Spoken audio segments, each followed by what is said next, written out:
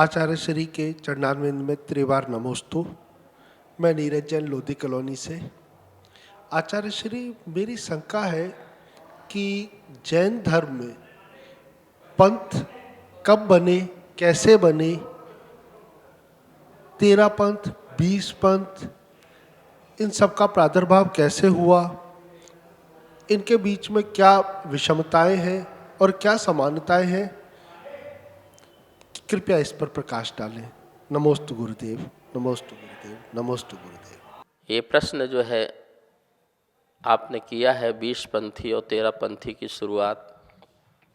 देखिए, 20 पंथ और 13 पंथ जिसे आज वर्तमान में बहुत ही स्थान दिया जाता है और विवाद का विषय बनता है बार बार।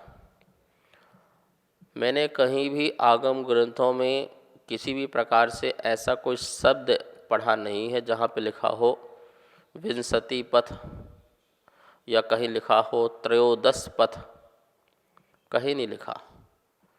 20 प्रकार का किसी प्रकार का पंथ होता हो ऐसा भी नहीं है और 13 प्रकार का कोई पंथ होता ऐसा भी नहीं है। ये सिर्फ और सिर्फ विद्वानों के द्वारा आपस में हुई बैठक की चर्चा थी और जिस चर्चा को समाज में लागू कर दिया, उसका प्रचार प्रसार कर दिया और समाज के जो है टुकड़े टुकड़े हो गए। यदि हम आगम ग्रंथों को पढ़ते हैं, हम आचार्य की परंपरा को ग्रंथों को पढ़ते हैं, तो वो सभी ग्रंथ हमारे आर्ष परंपरा के ग्रंथ हैं। वो सभी ग्रंथ हमारे भगवंतों के द्वारा कहे गए हैं। उनमें यदि हम पढ़ें तो हमें किसी प्रकार का विवाद कहीं दिखता नहीं है। जो भी वर्तमान में परंपरा चल रही है, उस परंपरा का आगम में कहीं भी निषेध दिखता नहीं है, चाहे दक्षिण भारत हो और चाहे उत्तर भारत हो। हाँ, अतिरिक्त सब जगह निषेध होना चाहिए। यदि किसी चीज़ की अतिरिक्त होती है तो उसका निषेध होना चाहिए, लेकिन पूजा पद्धति को लेकर के ये 13 पंथ और 20 पंथ का विवाद जो बनाया गया है, ये बिल्कुल भी सही नहीं है। श्रावकों के बंटवारे कर दिए गए पूजा पद्धति के माध्यम से। जैसे अभिषेक है तो अभिषेक को लेकर विवाद कर दिया, तुम जल से करते हो, तुम दूध से करते हो, तो ये विवाद छेड़ दिया। कहीं स्त्री द्वारा अभिषेक का विवाद छेड़ दिया, स्त्री कर सकती है नहीं कर सकती है, तो ये अभिषेक छेड़ दिया। दूसरा, सामग्री संबंधी फल फूल चढ़ा सकते हो, वो बोले मना कर देते हैं, कहते हैं सचित है अचित है।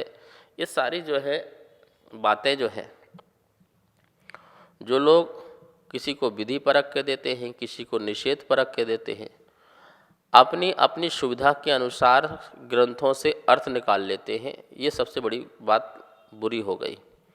जिस विद्वान को जो पसंद है वो बात को उठा लेता है और उसको कहीं ना कहीं से तर्क की कसौटी में कस करके फिट कर देता है।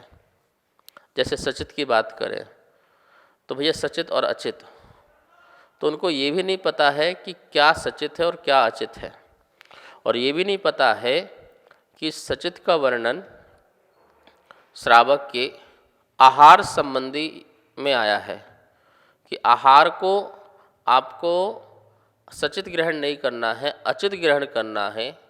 तो श्रावक की चर्या में भोजन संबंधी में आया है, व्रतों के अतिचार आदि में आया है, लेकिन वो पूजा पाठ की पद्धति में कहीं नहीं आया है। लेकिन फिर भी उसको पूजा पाठ की पद्धति से जोड़ करके श्रावकों में बंटवारा कर दिया। ये विद्वान समाज को तोड़ने का भी काम कर सकते हैं और जोड़ने का भी काम कर सकते हैं। उनके अपने अहंकार पुष्ट करने के लिए ये सारे के सारे विवाद पैदा हो जाया करते हैं। बहुत ध्यान देने योग्य बातें हैं।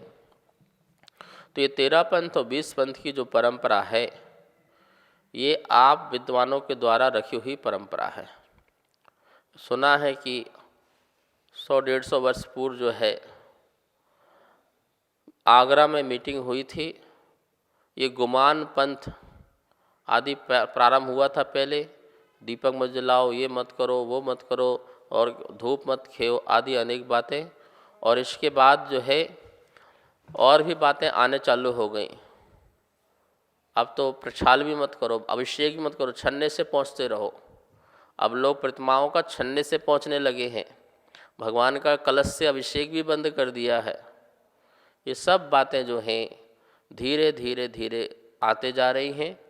हर व्यक्ति आता है परिश्रम पर में विद्वान एक नई बात बता के चला जाता है। गोला चढ़ाने से क्या होता है, नारियल चढ़ाने से क्या होता है, सामग्री चढ़ाने से क्या होता है, फल फूल चढ़ाने से क्या होता है, सब बेकार है। अध्यात्म में रहो, आत्मा में रहो।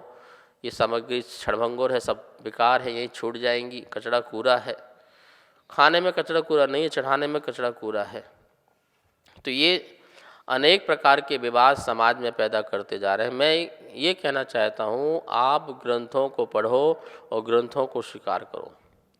सारे समाज को एक मत बनाना चाहिए और एक मत बना करके आपको आगम चक्षु सा हो। हमारी आँखें आगम हैं, उस आगम के विपरीत मत जाइए और उसी के अनुसार ही आप जो है धर्म ध्यान कीजिए।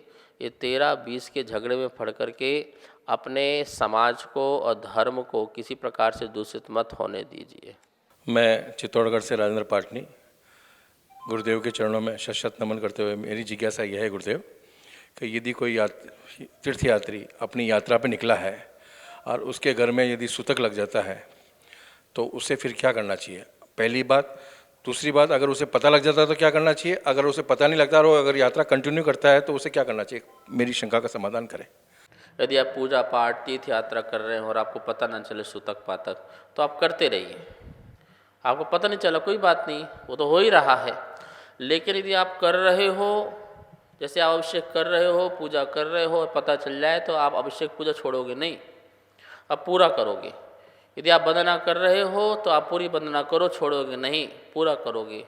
फिर आप जब घर पहुंच जाओगे तो अपना जो भी सूतक है, जो पातक है, फिर उसको आप स्वीकार कर लोगे। उसके बीच में छोड़ने की ज़रूरत नहीं है। यदि मुनिराज को आप आहार दान दे रहे हो और कोई बोले कान में आके, अरे तुम्हारे यहाँ सूतक लग गया, तो क्या करोगे, आप दो पूरा आहार। अब नहीं पता चला, वहीं से भागेंगे। तुम अकेले हो, मान लो तुम्हें पता चल गया, तुम महाराज जी को हाथ छोड़ के भाग जाओगे क्या? बोलो, आप नहीं भागोगे ना, आहार पूरा दोगे। अब भाग जाओगे तो महाराज जी किससे आहार लेंगे? ऐसे नहीं। जो धर्म ध्यान आप कर रहे हो उस समय पता चलेगा तो आप उसको पूरा विसर्जन रूप करोगे, तब छोड़ोगे। ठीक है, संकल्प जो किया है वो पूरा करोगे। और यदि आप कर रहे हो और आपको पता नहीं चला तो कोई बात ही नहीं है, तो पूरा होना ही होना है। तो इस प्रकार से दोनों चीज़ें हैं, ध्यान रखने योग्य है। इस कार्यक्रम के पुण्यार्जक थे